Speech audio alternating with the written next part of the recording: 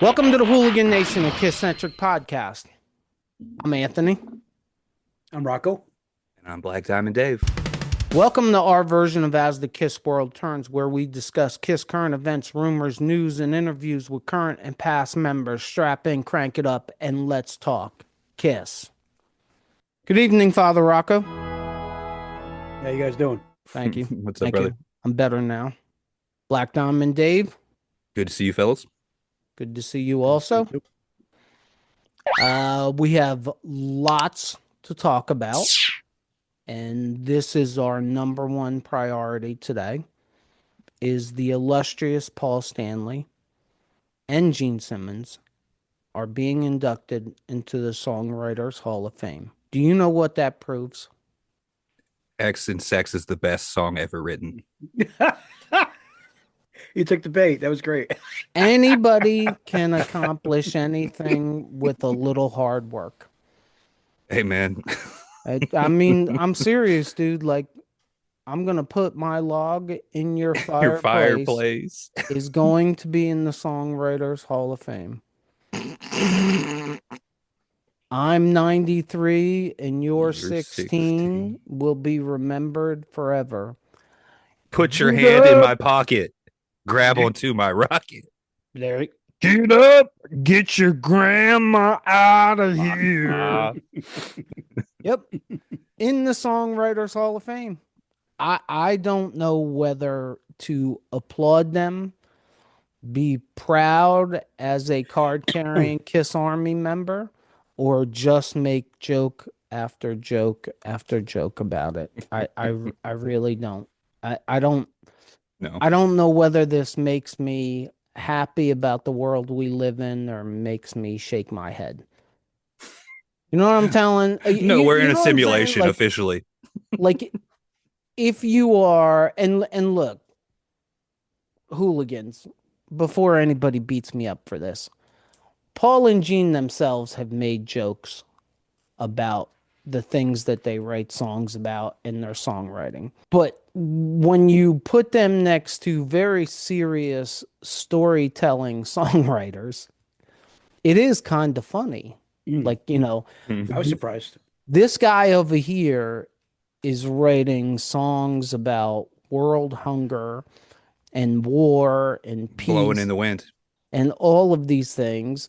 And Gene's over there singing about get up and get your grandma out of here. And they're in the same Hall of Fame. I got an interesting comparison with a sports analogy. Please. Is that the same way that you would consider like a compiler, like somebody who got into the Hall of Fame because he had just was played long enough to get stats? Like, I mean, they've definitely written a lot of songs. Oh, well, they've definitely written a lot of songs. You think it has a lot to do with more? I mean, they did do a lot of like. I was going to go lyrics, different. But... I was going to go a different sports Hall of Fame, and that's that very few punters and kickers get in the football Hall of Fame. Like, because and I don't mean this to be derogatory, although there's no other way for me to say it. Neither one of them that I know of ever wrote a serious epic song. You know what I mean? A lot of it was like women and relationship based. I mean, probably the most serious they get is talking about how passionate they are about rock and roll and celebrating rock and roll. Nothing really about like the environment or nothing real. But I mean, you kind of wonder what they're grading on to get them in there. It's an accolade for my band, and I love it. I'm happy about that. But definitely, that definitely makes you wonder what they considered when they gave it to them. Well, I mean, this is actually pretty sure we roll into that. No, did I take that? I took that out. But I can compare that to like Gene and Paul were inducted into the Songwriters Hall of Fame, or were chosen to be inducted into the Songwriters Hall of Fame last week.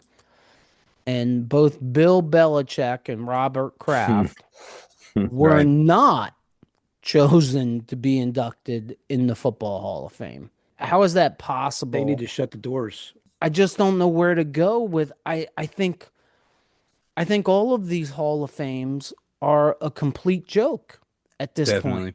I used to argue that the Rock and Roll Hall of Fame needs to take from the Sports Hall of Fames in inducting people and how they induct them. And well, that's been thrown out the door now because how do you not induct Bill Belichick specifically, his first time eligible? I don't want to hear about all of the Deflate reasons that are gate and coming blah blah out. blah. Right. I don't want to hear it. Like you deal with that at the time. You don't. The dude he's got 8 Super Bowl rings. They were punished when the That's what I'm saying. controversies happened. Absolutely. Right. And now you're gonna repunish him.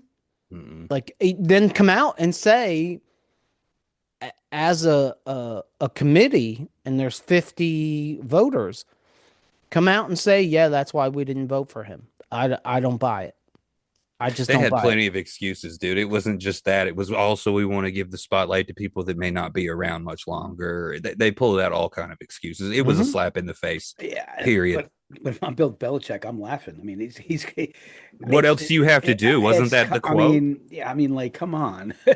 But it's kind no of one's done what he did, man. but it's Period. kind of funny because from what I've read, Bill Belichick's response to it is right in line with Iron Maiden's response to not being in the Rock and Roll Hall of Fame, which is we don't want to be in anyway. Bruce Dickinson and Steve Harris, at least those two have come out and said, "Do not nominate us. We don't want to get in, and we're not coming." And I think I hope, and this won't happen, but I really hope that because after everything that's happened after this, they're going to vote Belichick in next year, and I hope he Oh, doesn't yeah. show up. I hope he says, Mm-mm. no, you know what? Keep it. I don't need it. I got 8 Super Bowl rings. Everybody knows I am the greatest NFL head coach that ever lived. Nah, I'm not coming. I'm not interested. And I would be very happy if Robert Kraft did the same thing. Now, Kraft is an owner. He won't do that.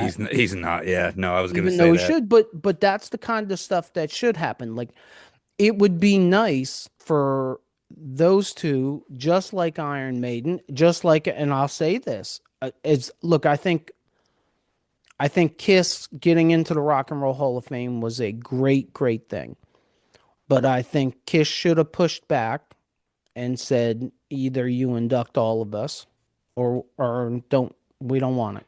You Definitely. know, I mean, we know Van Halen didn't show up. That was personalities. Guns N' Roses didn't show up. Again, personalities. And some of the band did and some didn't. Like for Van Halen, Sammy Hagar and Michael Anthony showed up. And I think, did David Lee Roth show up too? I think so. But, you I feel know, like he did. Yeah. Now that you say that. Eddie and Alex didn't show up for it. Like that was a personality thing. But as one big collective group, part of me wishes that Kiss would have said, "Now we're good. Thanks. You either put everybody in or you don't put anybody in." Matt Sorum was inducted into the Rock and Roll Hall of Fame with Guns N' Roses. Mhm. 2 records. Right. He's Axel made a big stink about it though. Like he's in. everybody's got to go in. That's what I'm saying. 100%. That's That's what it should have exactly been for what I'm Kiss. saying. Like, and I understand, and we've said this before on this show. I understand that Gene and Paul are not going to fight for Vinny. I But get Eric that. Carr. But Eric Carr, but Bruce Kulick, even Eric Singer and Tommy Thayer. As much as I kill them, they were a large part of history and are still to this day and should be recognized with the original 4 and Eric and Bruce in the least. Where's Eric and Tommy got in the band now? Almost 25 years? Yeah, well, You know what I mean? Come on. Eric's He's got a probably been 30. in the band over 30 years on Yeah. and off. And I think if you start counting like Tommy Thayer time in other positions, he's probably crawling up on at least 30 years. If you're going to recognize Matt Sorum from Guns N' Roses, and I have no issue with Matt Sorum, but if you're going to recognize him and induct him in the Hall of Fame, then to me, you have to induct at least Eric Carr and Bruce Kulick into the Hall of Fame. I feel like that falls on the band, though, man. Because other bands, the Chili Peppers got drummers that were with them before they had their first record in the Hall of Fame. Right. Gene and Paul should have went to bat on that one. Correct. The problem is, and this is strictly my opinion, like most things, but the problem is that you have to call their bluff. In other words, when they say no and you say, well, we ain't coming, number one, those people, those very few people that fought to get KISS in, you're pretty much spitting in their face. So that's one thing. The fans, I think some of the fans would have been mad at the fact that they turned it down. Now, I can't tell you that at the time I wouldn't have been mad, but today I wouldn't be mad at all. I'm sure you even have a small percentage of KISS fans that like it just the way it happened too. Like that they consider KISS only the 4 members and turn the page. You know what I mean? Oh, I think that's I don't feel that way. probably the majority. I respect anybody that turns it down because fundamentally to me, like a Hall of Fame for rock and roll is so un-rock and roll. I always thought it should be the different categories, you know, like if you're going to have a music, it should be Music Hall of Fame. If you're having, there's too many different things. I'd agree with that. A Music Hall of Fame, I understand, but rock and roll, it's about sticking it to the man, blah, blah, whatever you want to say it's about. The attitude. Not organized That's black tie events. That's always what I thought, is I always thought the rock and roll part was an attitude, and we've discussed this, and we're going to continue to discuss it, I think, forever. Madonna is as rock and roll as Lemmy is. I'd say the same thing about LL Cool J. Right. It's an attitude, definitely. Right. I was very annoyed. I was very annoyed, actually, and I think I was very annoyed at Eddie Trunk. Somebody made a comment that NWA does not belong in the Rock and Roll Hall of Fame. Well, NWA is as rock and roll, the attitude, attitude-wise, definitely, as any other band. That's ever. Coming from a cop, dude. You know what they say, yo? The police. The police coming straight from the underground. I think, honestly, the problem is the people that powers that be that make those choices aren't rock and roll. That's the problem. Well, no, they're corporate. The Rolling Stone guy that runs it all. Yeah, no, Right. dude, you haven't been cool since the 60s. Right. That's the problem, is that money making and corporate has come in and taken, and I think they've taken over all the Hall of Fames. It's become more about how much money can we make than it is about doing the right thing for the people that deserve to get in. I mean, I grew up in New Jersey my entire life. As far as, I'm not a Giants fan, but I'm not a Giants hater. But the greatest Giants player ever and the most legendary Giants player is who? LT. Yes, sir. That's what I was going to say. Okay. And I think Not close. everybody, I think everybody universally will agree with that. I mean, he gets it for NFL best defensive player of all time. He's one of the first people that are mentioned too. He was a first ballot Hall of Famer. Do you know, or do people remember what he was like in his playing days? How many suspensions he had? How many drugs he was on? Yeah, dude was wild. How many times he was arrested with prostitutes and underage prostitutes and everything else? Yeah. First ballot Hall of Famer. But Bill Belichick, who I hate Bill Belichick. They got me defending the Patriots. Like, what are we doing? Right? Yeah, dude, but exactly. You're going to put arguably the greatest defensive player ever in the Hall of Fame? I would say the same thing about Kraft, dude. You're going to tell me that's not one of the greatest owners ever? That dude gave his team what they needed to win Super Bowls. They built a culture to make that. And he's done. And he's fucking done it again. Look Sunday. Right. Well, Mhm. I don't know if I can give, you know what I can give him credit for? I can give him credit for knowing that he made a mistake and fixing that mistake. That's what I can give him credit for. What Because would you call the mistake though?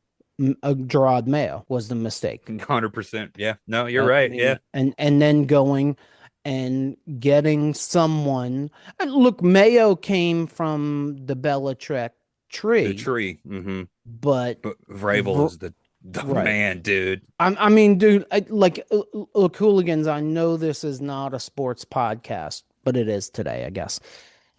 Uh, Centric, baby. y- I'm gonna. I can't see myself rooting for the Seahawks No, Sunday. and I hate I the Pats. Yeah. I hate the Patriots. I am a Raiders fan. The Tuck rule is the biggest theft in the history of the NFL.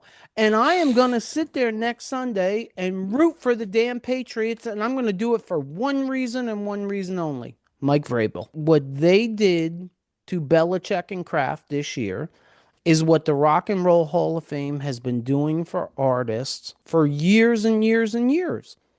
Like, Yeah. and it's like an everyday business move. No, this shit, and it all falls on us because we're the people that accept it. We're the ones that go, oh, you didn't vote Belichick in? Oh, Roger Goodell, the commissioner in the NFL, came out the other day and said, oh, he'll get in. No, that's not good enough. Should have been a first ballot. Good. Dude has 10 fingers and 8 Super Bowl rings. He is a first ballot Hall of Famer. I don't care what he did. He's a first ballot Hall of Famer. If you are going to make Lawrence Taylor a first ballot Hall of Famer, and I agree 100%, Lawrence Taylor was a first ballot Hall of Famer. But if you're going to make LT a first ballot Hall of Famer, you have to make Belichick a first ballot Hall of Famer. You can't make Kiss wait all those years. You can't then only induct the 4 original members. You can't have Iron Maiden 40 or 50 years in and not in the Rock and Roll Hall of Fame. No, this is wrong. Makes no sense. Maiden's not in there. Zero. Our next topic is, this is another mind-blowing thing for me. Kiss's I Was Made for Lovin' You music video has officially topped 1 billion views on YouTube. And I pulled this article from Blabbermouth because it had some interesting little pieces in here. So I'm going to read this article real quick, but I'll paraphrase some of it. The band announced the milestone on social media, writing, "The number speaks for themselves. This one still dominates." On August 26, 2025, the now 74-year-old KISS guitarist vocalist who co-wrote I Was Made for Lovin' You with Desmond Child and Vinnie Poncia took to X, Twitter, to write, "The biggest KISS song of all time is I Was Made for Lovin' You," with 1.3 billion total streams on Spotify as of late August and approximately 850,000 daily streams. "Amazing and thank you," Paul Stanley said. 7 years ago, Child said he was hurt when KISS publicly badmouthed I Was Made for Lovin' You. I love the way Gene and Paul both jump sides constantly. Right. Although I Was Made for Lovin' You was a huge chart success for KISS 40 years ago, it was maligned by many of the group's fans who didn't appreciate the track's disco beat. During an appearance on Talk Is Jericho, shout out Chris Jericho, That's my guy. Child said that he wrote I Was Made for Lovin' You with Stanley after befriending the KISS frontman in the late 70s. "I was experimenting then with a drum machine, and the idea of having dance beats with rock had occurred to me," Desmond recalled. "So I kind of hoodwinked him into this idea of 4 on the floor dance beat with these heavy guitars." Gene Simmons, KISS bassist and vocalist, never bought it. He never liked it, and he still doesn't. "I remember when they made a record, I think it was 1981's Music from the Elder, and they started doing hundreds of interviews saying, well, this time we're putting guards in front of the door to keep Desmond Child out." He continued, "And I was so hurt. I called Paul and I said, Paul, why don't you criticize your enemies, not the friends that put money in your pocket?" And That's he a good says, point. well, that's Gene. It's not me. There's a shocker. So the next day I came home and there was a message on my answer machine and it was like, hi, it's Gene. Sorry. And he hangs up. That was his apology. According to Child, he and Simmons eventually reconciled. After all these years, he's been an amazing friend and supporter and actually mentor, Desmond said. I Was Made for Lovin You originally appeared on KISS's 1979 album Dynasty. It was released as the A-side of their first single from the album. It was the band's second gold single, selling over 1 million copies. The single reached number 11 on the US Billboard Singles Charts. The song also became a top 10 hit in Australia, reaching number 6 on the ARIA charts in 1979. The song fared the best in Western Europe, where it became a top 20 hit in Sweden, a top 10 hit in Norway, made it to the number 2 position in France, Germany, Switzerland, and Austria, and in Holland, it became a number 1 smash. In 2018, Simmons said that he hated performing I Was Made for Lovin' You because he is forced to sing like his grandmother. Asked in an interview with OK Magazine to name a song that he wasn't initially crazy about that ended up becoming a hit, Gene said, well, Paul Stanley comes in and he says, did you write any songs? I go, oh yeah, I've got one called Almost Human. Yeah. How does it go? I'm almost human. I can't help feeling strange. Yeah, that's cool. That's a Gene song. How about you, Paul? He goes, I've got one. It goes, tonight. Ooh, Yeah, that's cool. That's cool. What's the next line? I'm gonna give it all to you. Oh, I know what that means. I know what it means. I know exactly what you mean. In the darkness. Yeah. Love that. There's something I want to do. Yeah, I know what that something is. Wow, that's a cool song. Okay, what's my part? Do do do do do do do do do. Oh, that's great. Hey, for you guys that want to read the rest of the interview, I got this off of Blabbermouth today. Should I Was Made for Lovin' You be the number 1 streamed Kiss song and the number 1 Kiss music video? That's Rocco's ballpark. I mean, like, I love the song. I love I'm the not song, knocking the too. song, but No, nobody here is. You're not here if you don't like that song on It's some on level. my favorite album, but it's not my it's like my 4th favorite song on that album. yeah, I mean, I just Hard wonder, times, baby, hard times. I just wonder, like, how does that get to be number 1? Like, is it a crossover hit? Like, is that what it is? It's They use it in movies. It stepped into yeah, mainstream. That's definitely. same, just like Beth. And then Youngblood covered it. Yeah. 100%. Yeah. Mhm. It's just, I mean, to me, It was in a Marvel movie, wasn't it? That's part of it. Guarantee you, a Marvel TV show, a Marvel movie used it recently. I feel like Any band that gets something to go completely mainstream to that level, I mean that even if you don't like, even if the band doesn't like the song or if Gene doesn't like the song, I mean you gotta And acknowledge the to power of be that song. to be the thing that was panned when you put it out too. How vindicating that must be. Right. but on the other end of it, if you're Gene or Paul, or for that matter, if you're any of us, doesn't that kind of piss you off a little bit? Because don't you go, oh, that's nothing compared to Detroit Rock City, Love Gun, all these songs Because that yeah, I think are miles better than I Was Made for Loving You. take it if you got it, brother. You're right, but Did you just tell me I'm right? well, you're That's right it. with a caveat. You're right with It shows I over. retire. We're done. Nope, we're Retire. done. I'm We out did of it. here. You're gonna make me forget what I was gonna say. all right. You're right with a little caveat. The target audience, right? Well, Are I you said that You're crossover. targeting your base, or you're targeting the mainstream.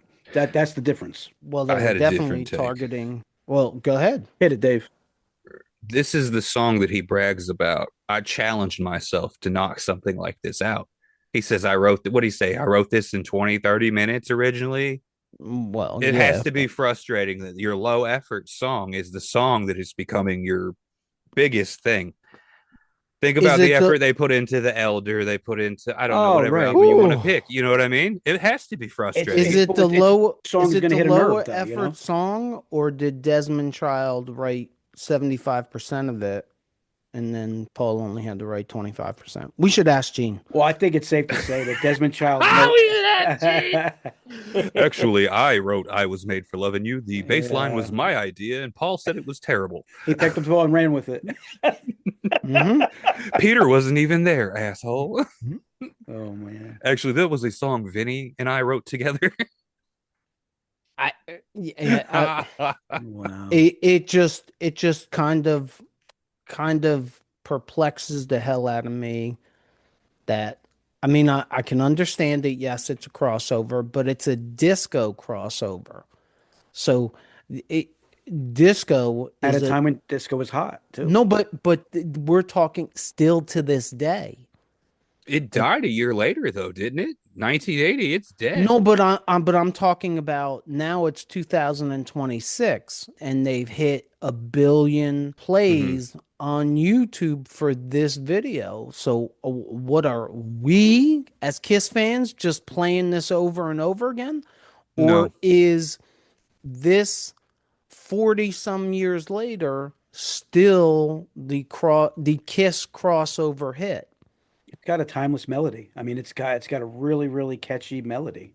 But it's disco. If I was a 20-year-old kid right now and I was reading the article about Kiss's disco crossover hit hitting 1 billion video watches, I'd be looking at making a disco song in 2026 because who the hell is listening to disco today? without that hook, you don't have that. That hook is an earworm. It's a generational earworm, Hmm. I would say at this point. Yeah, yeah, that's Yeah, kind of what it's that's saying. the point. Yeah, I don't know. Maybe, well, I don't know everything that I think I know. It is some of the No, and I greatest know like even less than that. you don't know what's going to hit. You don't know what's gonna affect people. You don't know what's gonna. You could write the most bone crushing thing that you think is going to hit everybody, and it doesn't. And then the one song that's like on a B side. I think it happens to a lot of artists. You don't the song that you don't think is going to be great sometimes is the one. How many times they pick a single that shouldn't be the single? Definitely. that happens a lot. Right? Yeah. Look at Sword and Stone. I mean, Sword and Stone at the time when Kiss was at their peak in the '80s, that song would have been probably the best song that they had at that time. Well, I think so. I mean, I don't know whether that's true or not, but I can tell you that if they put that on Crazy Nights, it's probably It changes that album. it Way does. better in my mind. Right. Album. Yeah. Right. But we don't know and we don't know. But if Bruce agrees to come on this podcast, we might know because that's going to be That'll three be quarters of the podcast. absolutely. But we don't know did they give Nevison the right of refusal? And I have heard that I was gonna say that's what I've always heard is he just he didn't see didn't it. he didn't want right, he didn't see it. Now, if I was specifically Paul and Gene, I mean, I'm talking today, like I know what I'm talking about, but I would have fought for Sword and Stone because to me it's the most epic unreleased Kiss song ever. And all you had to do was be at Kiss Cruise Landlocked because people went crazy. We all knew what Bruce's that band. was. That's Yep. so wild. Yeah. Absolutely. The unreleased song within 5 seconds of that song starting, everybody in that arena knew exactly what song it was. It was mind blowing to be there and watch that. And it still shocks me to this day that Paul was involved in that and didn't catch it. Well, that's what I'm saying. I mean, Hmm. when Nevison goes like, let's just play this out. They demo all these songs, and Nevison goes, "No, I don't like that one." If you're Paul or Gene, don't you go, "Whoa, whoa, whoa"? No, Right. That one's no. good, dude. You work for us, and we pay you. That song is going on. I mean, I would love to know, like how, or I would love to know, did Paul go, yeah, it's not great, and make a mistake? Oh, maybe, but You, you know You know what? what I mean? Like, Here's the thing though. Like we all have different tastes. We like Kiss, and there's some songs that you like, I like. You know, we different, right? It differs. I've never heard anybody not loved Sword and Stone. Well, I'm gonna say something a little controversial right now. It's not one of those songs that have to grow on you. I think No, not at all. I think Sword and Stone is a better song than I Was Made for Loving You. Mm. I mean, I'd be willing to It go there depends on what strictly off my own taste, but yeah, I mean, otherwise, no. it depends on your mood, your taste. I mean, listen, it's right up there with it. I mean, I love that But song. does Sword and Stone fit the Bon Jovi style, which is what we've all agreed in the past was the point of Crazy Nights and why they Oh, waited to get Ron? you may I have a good think it point does. there. No, I think it does. Do I you think, really? Because I don't yeah, hear that. I think Huh. it had all the elements. I hear that more in Animalize. I think Definitely. I think That's it. an Animalize song. See. I don't hear Bon Jovi in Animalize at all. I hear Maybe Bon even Jovi Asylum No, I for hear in Sword Kiss. and Stone on Asylum. Animalize. Oh, on Yeah. no, Sword and Stone would have fit on Animalized, but I don't Asylum is think the it. Bon I Jovi don't album. think it would have fit. See, I disagree. Really? Okay. That's crazy. I disagree. I think Crazy Nights Crazy was Nights, the yeah. Bon Jovi album. Well, that's the intentional one. I But if mean, we were to pick one otherwise, to me, they go towards that. Like Lick It Up is an offshoot of Creatures. Once they get definitely. to Animalize, that's when A little the bit. production changes a Yeah. little bit. Maybe not the song structure, but the production. And then in Asylum, it changes a little bit more. And then Crazy Nights, they jump off the ledge. And it's only for that album, but that is the Bon Jovi sounding album. I think Sword and Stone could have been on Animalize, could have been on Asylum, could have been Definitely. on Crazy Nights, and could have been on Hot in the Shade. Mm. It could have been on, and you know what? I'll go crazy and say Sword and Stone could have been on Revenge. That's what I'm, Yeah, it's a honestly. song that stands out. I mean, the It's a song version that that completely Bruce's stands out. band played It was great. but it's a different version than the demo Demo. It's for because revenge. Yeah, it's totally. more revenge like or more animalized like.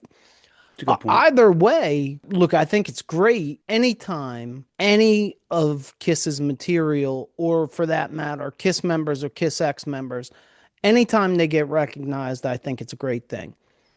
But it's shocking to me that I Was Made for Loving You it seems like it's becoming like the poster child for what Kiss is. And that couldn't be farther Oh, from the truth.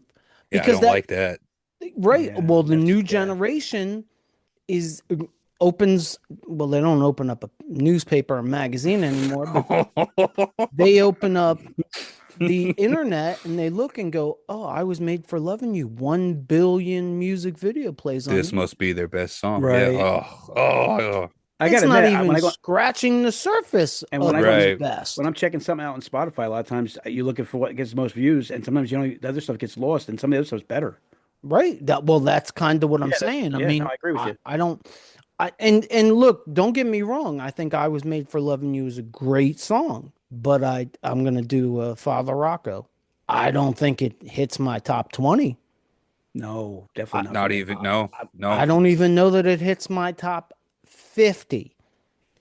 It Yeah. is the number one Kiss song for both streaming and video plays.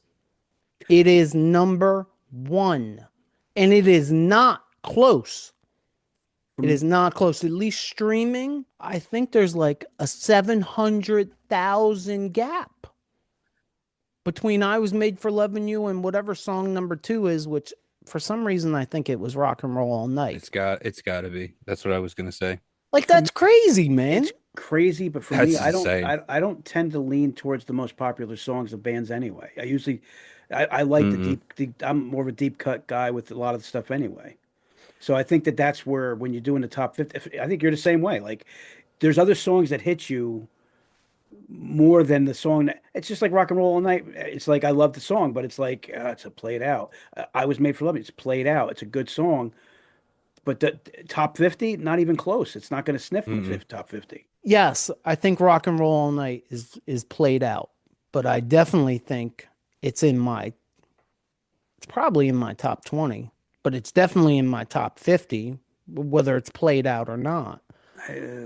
I Was Made for Loving You. Like, I get the deep cut thing, but when you're doing, especially when you're listing your songs, like whether a song's played, if a song's played out, that must mean it's good. But yeah, but you know what? I think for me, it's like when I do, and maybe this is not the right way to do it, but when I'm making my list, it's not making my big list because to me, Rock and Roll Night's a given. Okay, put that off to the side. Now give me your list. I can't even include that in my top because it's not, it's going to get in the way of the other songs that need recognition. That's got plenty of recognition. Agreed. It's the Jesus card in church. We're all here because we love him. Yeah. Right. Right, Yeah. but in that case, I mean, when you brought religion in it, you don't go into a church and they don't not have pictures of Jesus because, thank you, because everybody knows and he's been recognized. to. I mean, there's Jesus everywhere in churches, and if there's Jesus everywhere in churches, then there needs to be I Was Made for Loving You and Rock and Roll All Night needs to be everywhere. I don't want to take in the spot of my other songs that I want up there. Well, I If mean, it's on top 50, it's 50. I Was Made for Loving You or Rock and Roll All Night. Either one of them. 49 is Rock and Roll All Night, and then 50 would be I Was Made for Loving You. Really? That Yeah. interests me. That makes me want to do that. The top 50 Kiss songs ever. Yeah. I tried that before Vegas with my buddy. It's not gonna be easy. We did the top 20. Dude, I'm still not done. So let's not do that. It changes weekly is the problem, and you start over. We'll do. You know what? We'll do that when we have downtime at the next Vegas event. Downtime. We'll have some We'll argue it we'll have some privately. Yeah. coffee and we'll do our list. And Heck yeah. I'm all about that. Yeah, because there's a lot of downtime. Yo, you're not wrong. We ran that whole weekend. If you're listening to us on any of the podcast platforms, please leave us a review. And if you just found us, check out our past episodes. If you're watching us on our YouTube channel and you like this episode, please consider hitting the like button, just like them guys, and leaving us a comment. Hit that subscribe button, just like them guys, so you don't miss any future episodes, and check out these episodes right here. As always, if you made it this far, thank you for supporting us, and don't forget, we should all lead with love and take care of each other. Peace out, Hooligan Nation.